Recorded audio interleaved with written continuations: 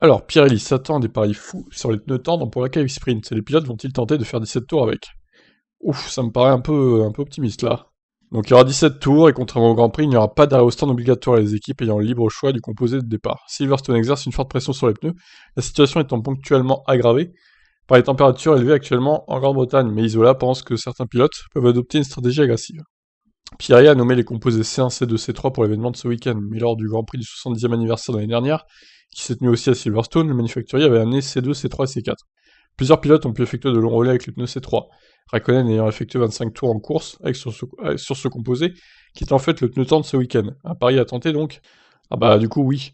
Il est difficile de prédire si les équipes utiliseront uniquement les médiums ou aussi les tendres pour le sprint.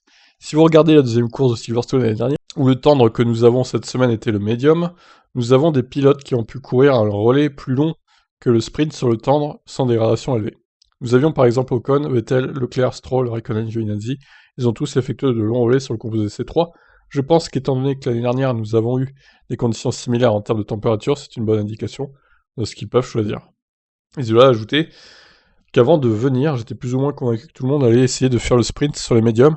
Ça aurait été un pari fou avec les tendres, mais maintenant je n'en suis plus si sûr. Je pense que nous verrons un mélange de gomme tendre et médium pour le sprint. Si ça se produit, c'est évidemment très intéressant, car avec le nouveau format, tout le monde pensait que ce serait le même composé pour tout le monde, mais peut-être pas. Alors, je pense que le top 10 va adopter le même composé, hein. Il y a peu de chances que certains... Je vois mal Mercedes et Red Bull ne pas avoir le même composé, déjà. Ça me paraîtrait assez étonnant.